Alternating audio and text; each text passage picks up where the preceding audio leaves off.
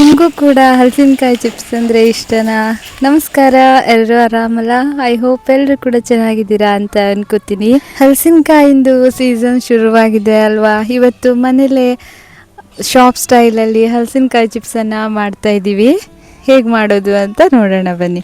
ಹಲಸಿನಕಾಯಿ chips ಮಾಡುವಾಗ ಮೊದಲನೇದಾಗಿ ಹಲಸಿನಕಾಯಿ chips ಮಾಡೋದಕ್ಕೆ ಬರುತ್ತಾ ಇಲ್ವಾ ಅಂತ ಒಂದು ಕಾಯಿಯನ್ನು ತೆಗೆದು ಚಿಪ್ಸ್ ಮಾಡಿ ನೋಡ್ಕೋಬೇಕು. ಸರಿಯಾಗಿ ಬಂದಿದೆ ಅಂದರೆ ಹಲಸಿನಕಾಯಿ ಚಿಪ್ಸನ್ನು ಜಾಸ್ತಿ ಮಾಡ್ಕೋಬೋದು.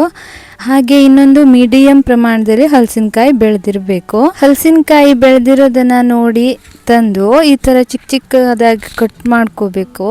ನಂತರ ಅದು ಹೊರಗಡೆ ಇರುತ್ತಲ್ಲ ಸಿಪ್ಪೆ ಮತ್ತು ಮಧ್ಯಭಾಗದಲ್ಲಿರೋಂಥ ಗುಂಜನ್ನು ಕಟ್ ಮಾಡಿಕೊಂಡು ಸಣ್ಣ ಸಣ್ಣ ಪೀಸ್ಗಳನ್ನಾಗಿ ಮಾಡಿಕೊಂಡ್ರೆ ಆಮೇಲೆ ಚಾರಿಯನ್ನು ತೆಗೆದು ಹಲಸಿನಕಾಯಿಂದು ಸೋಳೆ ಅಂತ ಹೇಳ್ತಾರೆ ನಮ್ಮ ಕಡೆ, ಅದನ್ನು ಸಪ್ರೇಟ್ ಮಾಡೋದಕ್ಕೆ ಈಸಿ ಆಗುತ್ತೆ. ಹಲಸಿನಕಾಯಿ ಕಟ್ ಮಾಡುವಾಗ ಮತ್ತು ಮೆಟ್ಗತ್ತಿಯಲ್ಲಿ ಚಿಕ್ಕ ಚಿಕ್ಕ ಪೀಸ್ಗಳನ್ನ ಮಾಡ್ಕೊಳ್ಳುವಾಗಲೂ ಕೂಡ ಸ್ವಲ್ಪ ಎಣ್ಣೆಯನ್ನು ಉಜ್ಜಿಕೊಂಡು ಹಲಸಿನಕಾಯಿಯನ್ನು ಕಟ್ ಮಾಡಿದರೆ ಮೇಣ ಅಷ್ಟೊಂದು ಅಂಟೋದಿಲ್ಲ.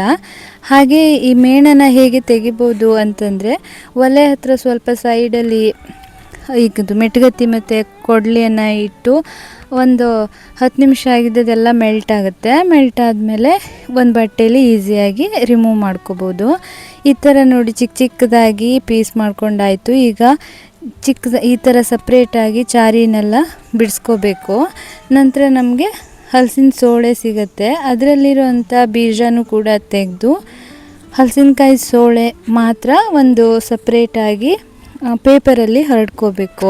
ಹಲಸಿನ ಸೋಳೆನ ಪೇಪರಲ್ಲಿ ಹರಡ್ಕೊಂಡಾಗ ಅದರಲ್ಲಿರುವಂಥ ನೀರಿನ ಅಂಶ ಎಲ್ಲ ಪೇಪರ್ ಹೀರ್ಕೊಳ್ಳೋದ್ರಿಂದ ಎಣ್ಣೆ ಜಾಸ್ತಿ ಕುಡಿಯೋದಿಲ್ಲ ಚಿಪ್ಸ್ ಕರಿಯುವಾಗ. ಅದಕ್ಕೋಸ್ಕರ ಮತ್ತು ಸ್ವಲ್ಪ ಲೇಟ್ ಆದ್ರೂ ಕೂಡ ಹಲಸಿನಕಾಯಿ ಸೋಳೆ ಬೇಗ ಹಣ್ಣಾಗೋದಿಲ್ಲ ಅಥವಾ ಮೆತ್ತಗಾಗೋದಿಲ್ಲ. ಅದಕ್ಕೋಸ್ಕರ ನೆಕ್ಸ್ಟು ಈ ಥರ ಸಪ್ರೇಟಾಗಿ ಹರಡ್ಕೊಂಡಾದ ನಂತರ ಇನ್ನೂ ಒಂದು ಪೇಪರಲ್ಲಿ ಮೀಡಿಯಮ್ ಪ್ರಮಾಣದಲ್ಲಿ ಸ್ಲೈಸ್ ಮಾಡಬೇಕು. ತುಂಬ ದಪ್ಪನೂ ಮಾಡಬಾರ್ದು, ತುಂಬ ತೆಳುನೂ ಮಾಡಬಾರ್ದು.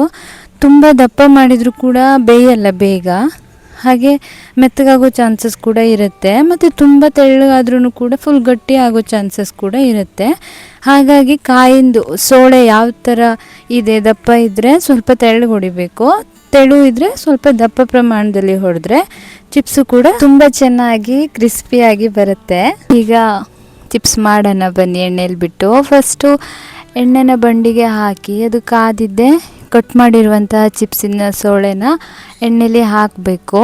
ತುಂಬ ಫುಲ್ಲಾಗಿ ಹಾಕಬಾರ್ದು, ಮೀಡಿಯಮ್ ಪ್ರಮಾಣದಲ್ಲಿ ಹಾಕಬೇಕು. ಅಂದರೆ ಆಡು ಬೇಯೋದು ಅಂತ ಹೇಳ್ತಾರಲ್ಲ ಆ ಥರ ಹಾಕಿದರೆ ಚಿಪ್ಸು ಚೆನ್ನಾಗಿ ಬರುತ್ತೆ. ಹಾಗೆ ಇದಕ್ಕೆ ಉಪ್ಪನ್ನು ಹಾಕೋದಕ್ಕಿಂತ ಉಪ್ಪು ನೀರನ್ನು ಮಾಡಿ ನಾವು ಹಾಕ್ತೀವಿ. ಒಂದು ಪಾತ್ರೆಯಲ್ಲಿ ನಾವು ಕಲ್ಲುಪ್ಪನ್ನೇ ಬಳಸೋದ್ರಿಂದ ಕಲ್ಲುಪ್ಪನ್ನು ಹಾಕಿ ಬೇಕಾದಷ್ಟು ನೀರು ಹಾಕಿ ಎಷ್ಟು ಪ್ರಮಾಣದಲ್ಲಿ ಉಪ್ಪು ನೀರು ಬೇಕೋ ಅದಷ್ಟನ್ನು ಡೈರೆಕ್ಟಾಗಿ ಬಂಡಿಗೆ ಹಾಕಬೇಕು. ನೆಕ್ಸ್ಟು ಬಂಡಿಗೆ ಹಾಕಿ ಆದ ನಂತರ ಒಂದು 10 ನಿಮಿಷಕ್ಕೊಮ್ಮೆ ಮರ್ಚ್ತಾ ಇರಬೇಕು ಅದನ್ನು, ಚಿಪ್ಸನ್ನು. ನಂತರ ಚಿಪ್ಸ್ ಬಂದಿದೆ ಅಂತ ಹೇಗೆ ಗೊತ್ತಾಗುತ್ತೆ ಅಂದರೆ ಫುಲ್ ಕುದಿಯೋ ಸೌಂಡ್ ಬರುತ್ತೆ. ಕೇಳಿಸ್ತಿದೆ ಅಲ್ಲ ಎಷ್ಟು ಜೋರಾಗಿ ಸೌಂಡ್ ಬರುತ್ತೆ. ಈ ಥರ ಸೌಂಡ್ ಬರೋಕ್ಕೆ ಶುರು ಆಗಿದೆ, ಚಿಪ್ಸ್ ಬೆಂದಿದೆ ಅಂತ ಅಂದ್ಕೋಬೋದು. ಹಾಗೆ ಕೈಯಲ್ಲಿ ಮುರಿದ್ರೂ ಕೂಡ ಪಟ್ಟ ತುಂಡಾಗುತ್ತೆ. ಈ ಥರ ಮಾಡಿದಾಗ ಚಿಪ್ಸು ತುಂಬಾ ಚೆನ್ನಾಗಿ ಬರುತ್ತೆ. ಮೃದುನೂ ಜಾಸ್ತಿ ಆಗಲ್ಲ, ಹಾಗೆ ಗಟ್ಟಿನೂ ಜಾಸ್ತಿ ಆಗಲ್ಲ.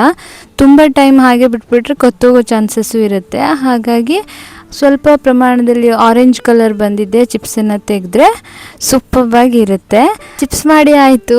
ಈಗ ಇದಕ್ಕೆ ರುಚಿಗೆ ಚೆನ್ನಾಗಿ ಬರಬೇಕು ಅಂದರೆ ಖಾರ ಇಷ್ಟ ಅಂದರೆ ಖಾರನ ಇದಕ್ಕೆ ಖಾರದ ಪುಡಿನ ಹಾಕಿ ಮಿಕ್ಸ್ ಮಾಡಿಕೊಂಡ್ರೆ ಆಯಿತು. ಹಾಗೆ ಚಪ್ಪೆದೇ ಇಷ್ಟ ಅಂದರೆ ಡೈರೆಕ್ಟಾಗಿ ಚಾರೊಟ್ಟಿಗೆ ತಿನ್ಬೋದು. ಸೂಪರ್ ಟೇಸ್ಟಿಯಾಗಿರುತ್ತೆ. ನಮ್ಮನೇಲಿ ಸುಮಾರು 10ರಿಂದ 12 ವರ್ಷದಿಂದ ಮಾಡ್ತಾಯಿದ್ದೀವಿ. ಸರೌಂಡಿಂಗ್ಸಲ್ಲಿ ಶಾಪಲ್ಲೆಲ್ಲ ಕೊಡ್ತಾಯಿದ್ದೀವಿ ಇದೇ ಥರ ಮಾಡಿ. ತುಂಬಾ ಒಳ್ಳೆ ರೆಸ್ಪಾನ್ಸ್ ಇದೆ. ಹಾಗಾಗಿ ಈ ಒಂದು ವಿಧಾನವನ್ನು ನಿಮ್ಮೊಟ್ಟಿಗೆ ಶೇರ್ ಮಾಡಿದರೆ ಗೊತ್ತಿಲ್ಲದೆ ಇರೋರಿಗೆ ಯೂಸ್ಫುಲ್ ಆಗ್ಬೋದು ಅಂತ ಅನ್ನಿಸ್ತು. ಅದಕ್ಕೋಸ್ಕರ ಈ ವಿಡಿಯೋನ ನಿಮ್ಮೊಟ್ಟಿಗೆ ಶೇರ್ ಮಾಡ್ಕೊತಾ ಇದ್ದೀನಿ. ನಿಮಗೂ ಕೂಡ ಯೂಸ್ಫುಲ್ ಆಗಿರುತ್ತೆ, ಹಾಗೆ ಇಷ್ಟ ಆಗಿರುತ್ತೆ ಅಂತ ಅನ್ಕೋತೀನಿ. ಫಸ್ಟ್ ಟೈಮ್ ಯಾರಾದರೂ ಚಿಪ್ಸ್ ಮಾಡುವಂಥ ವಿಡಿಯೋನ ನೋಡ್ತಾ ಇದ್ದರೆ ನಿಮ್ಮ ಮನೇಲೂ ಕೂಡ ಹಲಸಿನಕಾಯಿ ಏನಾದರೂ ಬೆಳೆದಿದ್ರೆ ಖಂಡಿತವಾಗ್ಲೂ ಒಮ್ಮೆ ಟ್ರೈ ಮಾಡಿ ನೋಡಿ. ಹಾಗೆ ಆದಷ್ಟು ಬೇಗ ಮತ್ತೆ ಸಿಗ್ತೀನಿ. ಎಲ್ರು ಖುಷಿಯಿಂದ ನೆಮ್ಮದಿಯಿಂದ ಆರಾಮಾಗಿರಿ ಅಂತ ಹೇಳ್ತಾ ಎಲ್ರಿಗೂ ಒಳ್ಳೇದಾಗ್ಲಿ. ನಮಸ್ಕಾರ.